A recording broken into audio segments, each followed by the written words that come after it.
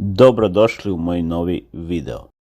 Često imam komentare o tome koja je klima bolja, ova ili ona, ova koju trenutno prikazujem u nekom videu u odnosu na neku klimu za koju su ljudi zainteresovani. Tako da sam sada napravio neku rang listu klima. Najviše se odnosi na 12-ice klime koje se najviše kupuju. Ne kažem, to slično važi i za 18-ice, samo idete shodno ovim listama. I to sam napravio dve liste. Jedna lista je moja neka rang lista po kvalitetu klima. Naravno, ne pričam samo o proizvođačima, nego pričam i o određenim modelima. A iste te klime sam postavio u jednoj drugoj listi gde je neki moj najbolji odnos cene i dobijenog kvaliteta određenih klima. Tako da idemo redom i naravno podelio sam sve to po nekim klasama, viša, srednja, niža, srednja i neka najosnovnija budžet klasa. Tako da idemo od početka, od naravno najkvalitetnijih klima, gde ubedljivo vodi GRI proizvođač sa modelima.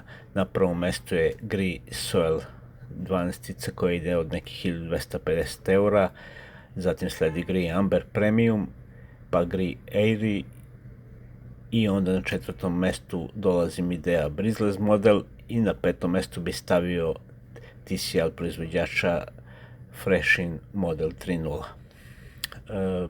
Tu vidite i po cenama koje su razlike tih modela. Uglavnom, ovo su stvarno klime sa nekim najboljim performansama, pogotovo za grejanje. Prelazimo onda na neku višu srednju klasu gde sam na šestom mestu stavio HR Flexis Plus sa cenom nekih 680 eura, zatim slede HR Tundra Plus i na osmom mestu Hisense Fresh Air i na devetom Hisense Energy Nordic.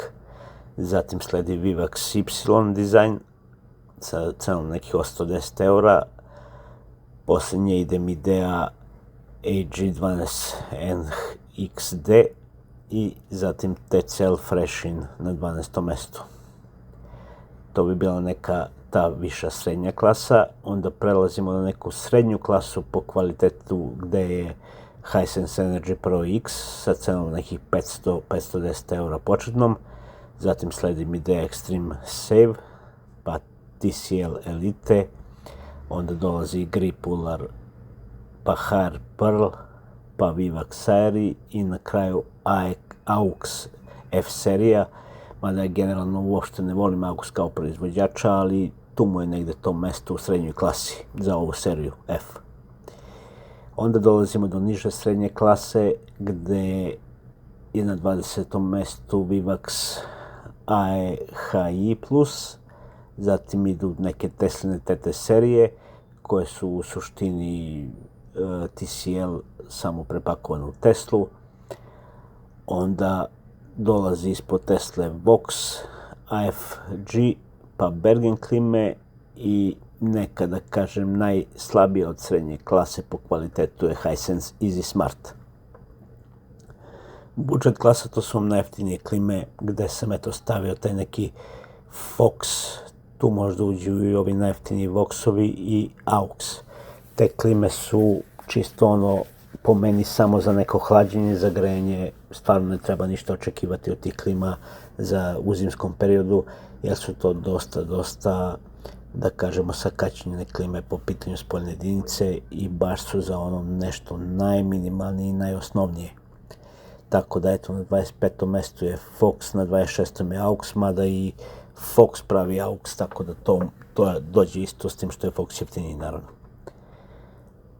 Tu vidite da nisam bio ništa specijalno pristrasan za nijednu marku. Ja recimo od svih ovih kineskih proizvođača dosta cenim Mideu, a eto ovdje najmanje se Midea pominje jer poređao sam listu uređaja po kvalitetu. Nisam gledao ovdje cene, nisam gledao ništa drugo, nego sam gledao kvalitetu i pogotovo za to neko grejanje koje je svima potrebno u zimskom periodu. Sada, isto ovu listu ću da poređam po nekom odnosu cene i onoga šta dobijate. I sad tu će normalno neki će da se slože, neki neće, ali ovo je stvarno neki moje razmišljenje šta koliko košta i šta ti daje i po tome je pravilna ova sljedeća lista. Tako da u sljedećoj listi idemo sa prvo uređajima koji spadaju stvarno u Best Buy za novac koji dajete. I tu na prvom mjestu, sad će neko da kaže sam pristrasan, ja stvarno nešto specijalno ne obožavam Hisense, nego ga eto testiram, ali stvarno je Hisense Energy Pro X za cenu od 500 eura za koju može da se nađe stvarno nešto najisplativije što možete da dobijete za tih 500 eura. Onda ide, na drugom mjestu mi ide Extreme Save Mission, one su od nekih 430 eura pa na gore. Treće mjesto Grip Ular 12, ona ide od 430 eura, pa Midea AG12 NXD1 i na petom mjestu TCL Elite. To su sve neke klime koje mogu da se nađu tu za neki 350, 450, 500 eura. Ono što je isto dosta isplativo, mada malo skuplje naravno, ali može da se kaže da isto opravdava neku svoju cenu, to je HR Tundra Plus za nekih 600 pa naviše evra, TCL Freshin 2 isto također od nekih 600 pa naviše evra, Vivax Y Design, jako ozbiljna klima, ali već je cena isto ozbiljna od nekih 800 pa naviše evra. Onda tu isto sledi HR Flexis Plus i tek na posljednjem mjestu tih vrlo isplativih stavljam Hisense Energy Nordic. To su eto neke sljedeće 5 klime koje treba gledati posle ovih Best Buy koje sam naveo. Tu, evo vidite, imate dve HR klime, Vivax, TCL, Hisense, tako sve su to ok klime, ti modeli su ok, pa sad kome se šta sviđa. Best Buy je Best Buy. Onda ide dobar izbor, ali već spada u kategoriju da već ne opravdava tu svoju cenu, to je Gree Airy, TCL Freshin, Midea Breezeless, Hisense Fresh Air. Sad, ja sam dosta veliki, da kažem, ljubitelj Midea Breezeless serije i 550 eura za Midea Breezeless smatram da je mnogo iz razloga što to jeste dobra klima, ali je stvarno sramota da u spoljnoj jedinici nemaju jači izmenjivač toplote, odnosno dvoredni, i da su dosta ovako slabi u odnosu na primjer, Hisense Energy Pro X. Ok su isto klime na 15., 16. i 17. mjestu koje sam stavio, HR Pearl, Vivax Airy i ova AUX F serija, ali definitivno ima mnogo boljih klima za taj novac. Neka niža sredina, to je taj Vivax HI, koja je opet za 430 eura već skupa.